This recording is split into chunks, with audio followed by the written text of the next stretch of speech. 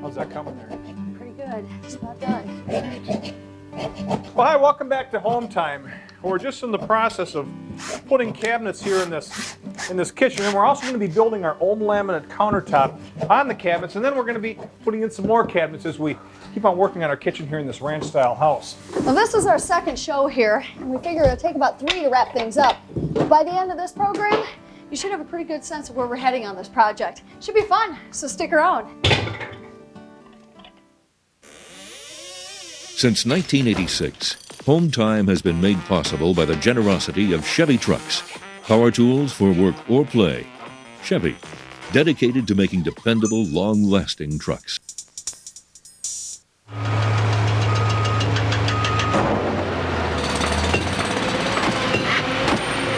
And by the Stanley Works. Stanley, make something great. And by Delta Faucet Company. From the bath to the kitchen, we believe that only through crafting, testing, inspecting, and refining can a faucet be beautifully engineered inside and out. Delta. And by ImproveNet, matching homeowners with pre-screened contractors. And by Johns Manville, makers of a complete family of insulation products with over 144 years of commitment to innovation. Johns Manville, our focus is insulation.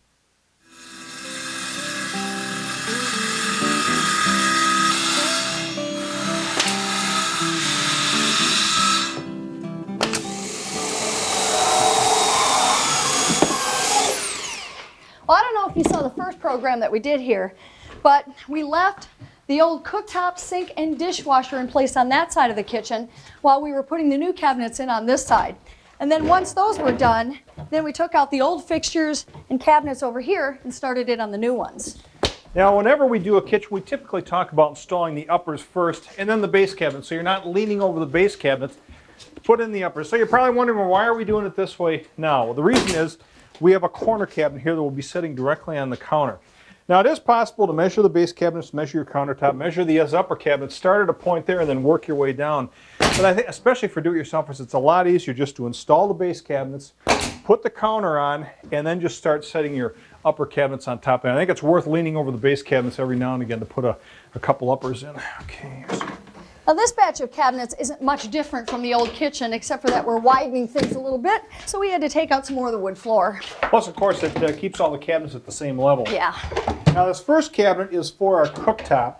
Now this is pretty much the same layout that we had going before.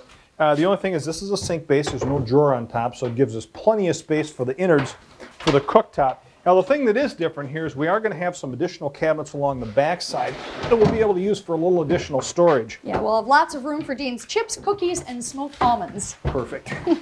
And another thing we're going to be doing is we'll be extending the countertop about a foot past those cabinets. We'll call it a snack area so Robin can enjoy her protein shakes, her tofu burgers, and endurance bars. Sounds yummy. We've got a lot of work to do before that. Okay, let's throw this guy on top here. Okay. Oh, I have to get it down below the floor, and that's the problem we're running into. Yep. Gotta get it out. There we go. Okay. Okay, now what? Against the wall. Okay. How are we doing that? That is looking. We gotta shim this. We gotta shim this thing up just a little bit here. Okay. Hold this up right here. Yep, that's good. Right there. Yep. Okay. Go ahead and nail that.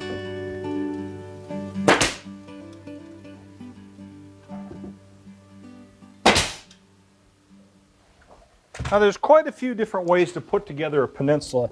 Now what we've done is to take a full depth cabinet, set that next to our cooktop, and then right in front here what we're going to be doing is putting a couple of fluted columns, one on either side of a 12-inch deep cabinet that will sit right in front to make up the other side of our peninsula. Okay, those are in there. And so once we have our countertop on, then we'll have room for 3 benches in front. Another bench on this side with this finished area here should be a real nice spot for a fourth person to sit. A fairly small person. Yeah, that's true. What'd you do, nail that thing in there? I must have when I was nailing that skin. Amazing it doesn't happen. That's a good spot for that drawer, don't you think? Yeah, perfect. What kind of drawer you want me to put my treats in? Yeah, we'll get that out. Yeah. So we have to get that out of there. Say, can you hand me the level over there? Yep. Let me just double check this thing here before we get too much further. You need some shims? Okay. Let's see, this guy has to come down just a little bit, yeah. Okay. Yeah. Well, we got done with that row of cabinets, so now we can move on to the countertops. Now, laminate is by far and away still the most popular countertop being installed today, and that's what we're going to be going with a particle board substrate. There's a few ways to do this. First of all, a home center can build them for you and install them for you. Or you could install them yourself, probably save about 50%. And we're going to go all the way. We're going to not only install them ourselves, but we're also going to build them. Well, with laminate countertops, the first step is usually to build up the back edges and the sides of the cabinets with 3/4 inch material that matches the 3/4 inch buildup that we added to the front of the particle board substrate. The idea is to have the whole countertop look like it's 1.5 inches thick by using only 3/4 inch stock. How's it coming in here? About ready Right, to... this one's all set. This one up? Okay. Flip it up. Okay. Get one head in there first. Up we go. Now the corner here is just a little different. The corner we have a Lazy Susan, so of course, Lazy Susan, we don't have a back to the cabinet. It has this drum type of affair going around the outside so the cans don't fall on the inside. So what we're doing up against the walls, we took some build up, just nailed that into the studs, and we'll just set the countertop right on that, which should work out fine. Unless you want to stand on it to change a light bulb. Yeah. It's pretty strong. It'll probably hold somebody, but yeah, you wouldn't recommend a lot of walking up there by no means. You want to hold on to this one? Grab this. It's like There. Got it? 85, yep. Thanks. 85. All right. Right about there. I'm gonna Square for you. Okay. Ooh, thanks.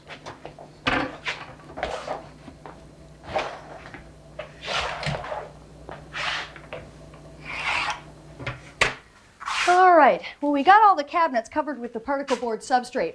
Now we wanted it to be real strong, so we've got biscuits and glue in all of the joints, and then we nailed the particle board down to the buildup, so that should keep it real secure. And right now, we're ready for the laminate surface itself. Now we applied adhesive on the top of the particle board and on the bottom of each piece of laminate, and we just wait until this stuff gets a little bit tacky. Now, if you've ever worked with this before, when the two surfaces touch each other, they're immediately bonded. I mean, there's no adjusting. So the only way you can give yourself just a little bit of adjustability is to put cardboard strips like this down, or you can use wood dowels or even slats from old Venetian blinds. Lay it down and just kind of pull them out one at a time. We'll show you in a second. This is ready.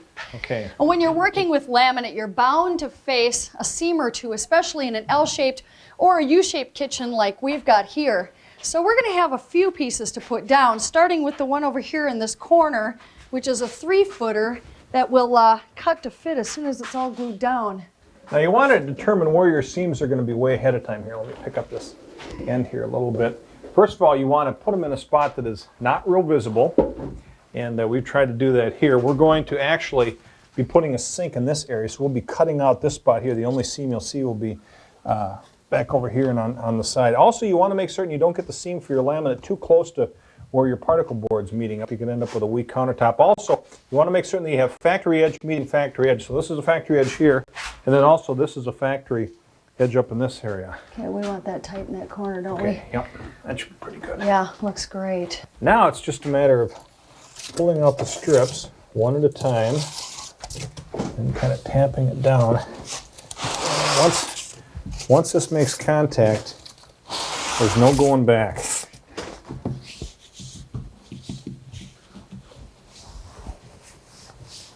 There you go. Oh yeah, these J-rollers work great to provide a nice even pressure when you're rolling this stuff out. Whatever you decide to use for the slats, make sure that they're strong enough to pull out in one piece. You don't want to leave anything behind. Well, that couldn't happen, could it? Well, maybe once accidentally we left a little ripple in the laminate. We barely even noticed it. Well, it's something that you only do once or never if you can help it.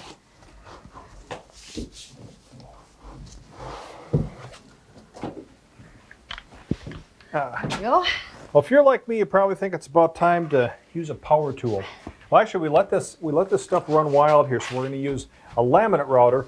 with a flush bit on the end to take this out. So if I promise not to flush bit your hand, would you hold on to that?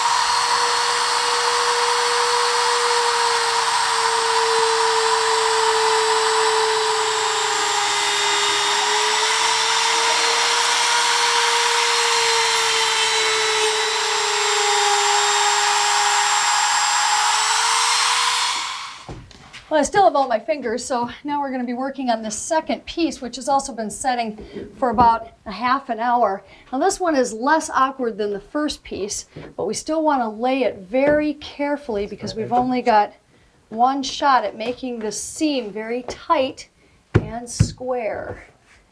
How's it working over there? That's pretty good, right about there. Let me pull this one out.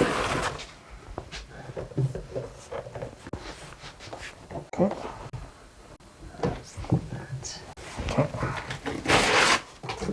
Get that over there. Yep. You want to start rolling that out? Is it? Let me get one more here. Okay. That should do it.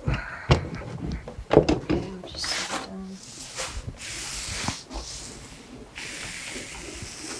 Okay, Robin's getting ready to trim up the last piece that we put down there. I'm just getting some more glue down. Just a matter of spreading this out with a real short nap ruler. You want to get it on real evenly. This stuff usually sets up pretty quickly, although sometimes if it's real humid it can take as long as 2 hours. So you want to make certain that you set aside enough time, and sometimes it doesn't hurt to put down a couple layers of this stuff just to make sure you get real good adhesion. The important thing is just make sure you don't plant anything. Once you put the adhesive down, you don't want to set the laminate too soon. Robin, you got about an hour or so? I cleared my schedule for the rest of the day, Dean. Okay, good enough.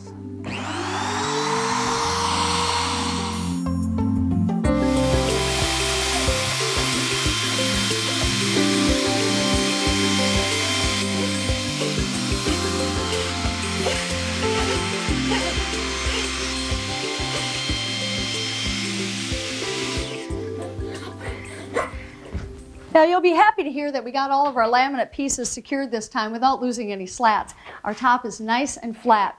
Now the last step yesterday was trimming back this laminate along the edges, but the router wouldn't fit into a couple of our inside corners. It just hits the wall when it gets so far. So we take a file and just file that laminate down until it's flush with the substrate.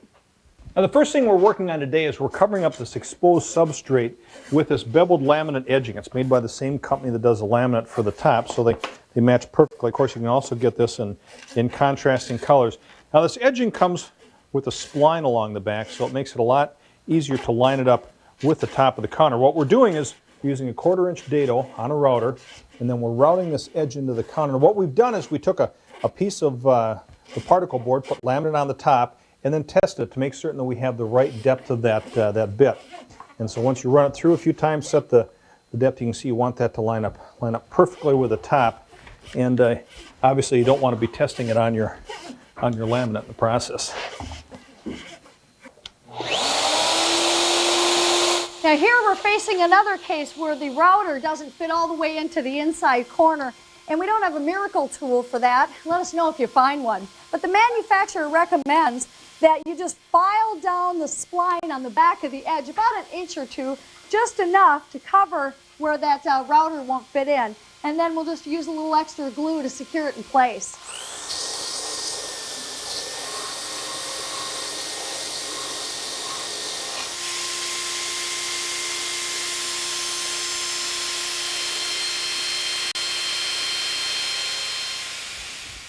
Now one thing that we recommend is that you dry fit all these edges before actually gluing them in, just to make sure that everything is fitting flawlessly. Of course, around here all of our cuts are usually perfect the first time, right, Robin? Right. Of course, this is TV. We can edit things out.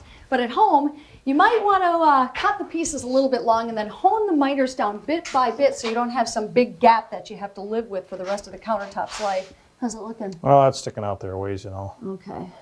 Hack off that little bit there. We'll be ready to glue? Set. Yep. Right. Okay.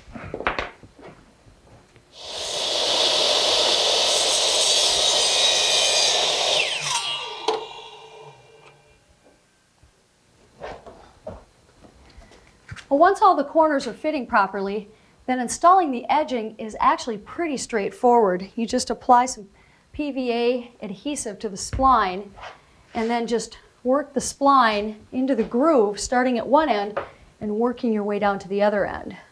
Ideally, this should hold pretty securely so the edging doesn't move around on you. The trick is to get this little spline in here all the way into the groove.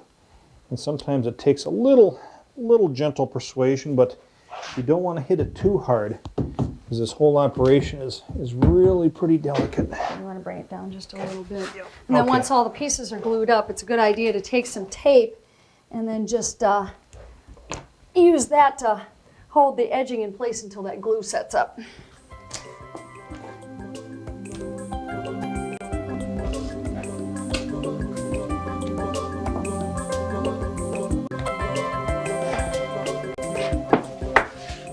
This thing? Yep. Alright.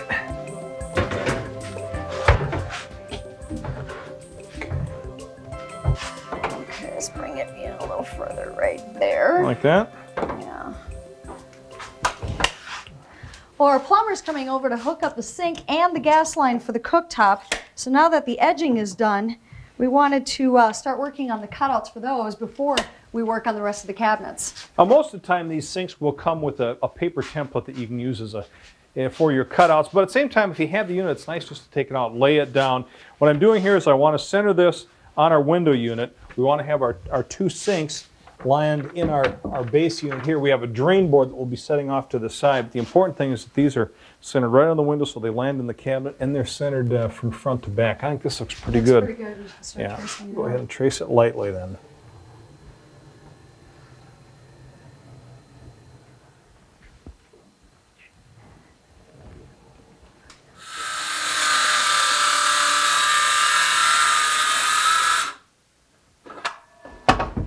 And we trace the edge of the sink very lightly onto the countertop, but this is a self-rimming sink, so then we measured in 5/16 of an inch to give us enough of an edge to support the rim, and that's the line that we've been cutting from. Now to cut out the top here, we're using a circular saw making plunge cuts for all of our straight cuts, and we'll use a jigsaw to go around the corners. In the meantime, we're going to put this backer on top so that once we do make our last couple cuts, we don't have to worry about the laminate falling through and possibly ripping a portion of the countertop. Of course, you want to make sure to screw inside of the lines so you don't end up with big screw holes in your finished top. Okay, I'll go ahead and wrap this right. up.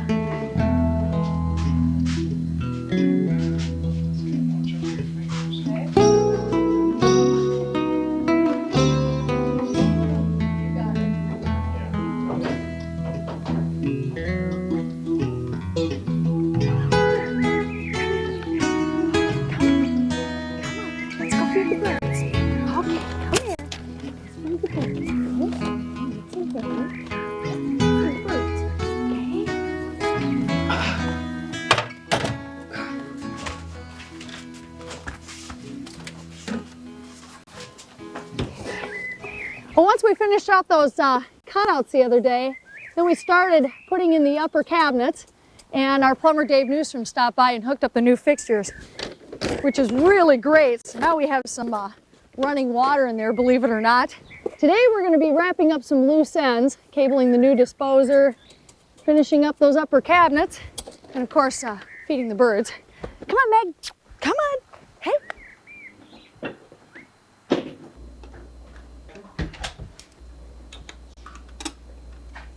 Birds are fed. Great.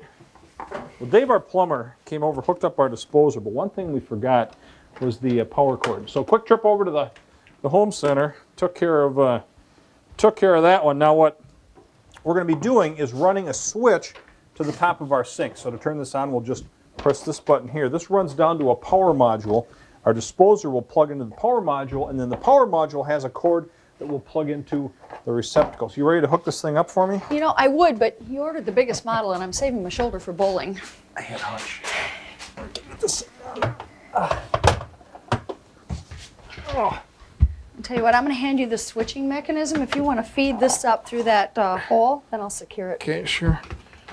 You're not going to throw your shoulder out in the process, are you? No, but actually, you know, it's kind of funny. I'm feeling a whole lot better since you started hanging that disposer. Oh, yeah, that doesn't surprise me somehow. Okay, now we already have our mounting mechanism on the bottom of the sink. I just basically have to get this thing up here in position, get it engaged, turn the locking ring.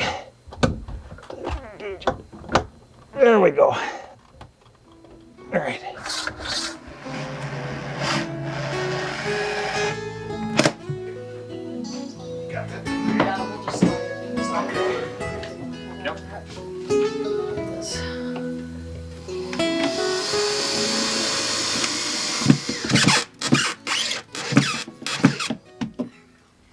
Well, after finishing the countertops, we put in this big corner cabinet the other day and then worked off that to get the height for the other cabinets.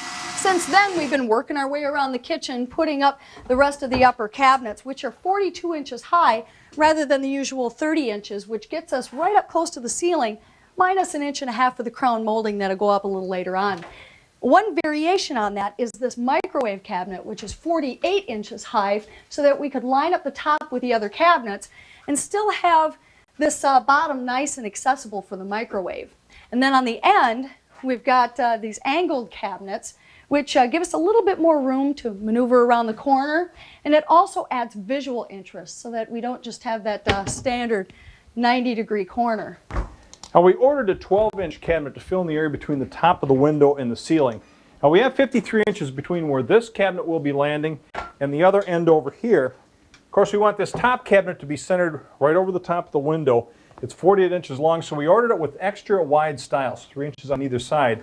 So this way we can cut off equal amounts on both sides, so it fills in the space here, plus is centered on the window. Okay, all right. I'll go ahead and measure down for the, it's 42 inches on that cabinet, right? Well, we've got 3 more cabinets going in along this window, but with this peninsula in place here, it does make it a little tough to lift, set, and secure those cabinets, especially since they're 42 inches high, and makes it a little bit awkward. Up just a little bit. How about right in there? Up a little bit more. Okay. Kind of wish those base cabinets weren't in now. Well, it's a little late for that, but since we don't want to be walking all over the countertop, it does help to put a temporary ledger board in place right where you want the bottom of your cabinets to sit. Yeah, that's something that works great, especially if you're planning on doing this yourself. It makes it a lot easier to, you can just set the cabinets on top of this ledger board once it's screwed in. Want to measure down the height of the cabinets. We measure down 42 inches here, and that should give us the spot right where we need it. Okay.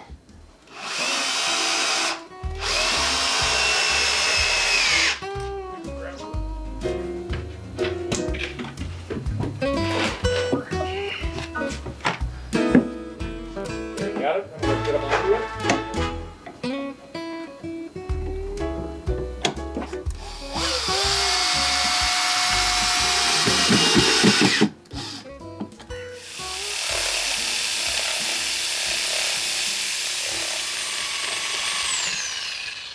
Well, we weren't able to get through all the uppers without screwing or nailing down any drawers or doors. Very funny. And we do have one project left, and that's to get this last cabinet up. Now, we knew it was going to be hitting that plaster cove up there. We thought we would get all the cabinets in to find out exactly where that landed, and so now Robin's cutting that out. Once we get this up, then next time on Home Time, we should be able to finish everything up. Yeah, we'll be putting in the lights, hanging pocket doors, putting in the rest of the appliances, and tying up any loose ends. Till then, I'm Robin Hartle. And I'm Dean Johnson. Thanks for watching. So you want to finish this off? Or? Well, actually, I'm going to take a little slow down.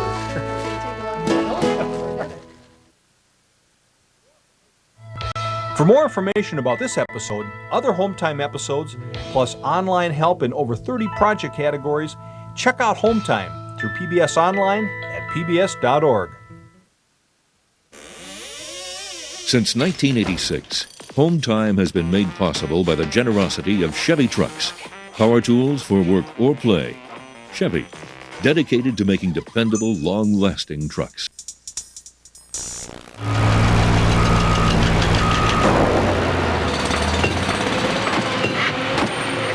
And by the Stanley Works. Stanley, make something great. And by Delta Faucet Company. From the bath to the kitchen, we believe that only through crafting, testing, inspecting, and refining can a faucet be beautifully engineered inside and out. Delta. And by ImproveNet, matching homeowners with pre-screened contractors. And by Johns Manville, makers of a complete family of insulation products with over 144 years of commitment to innovation. Johns Manville, our focus is insulation.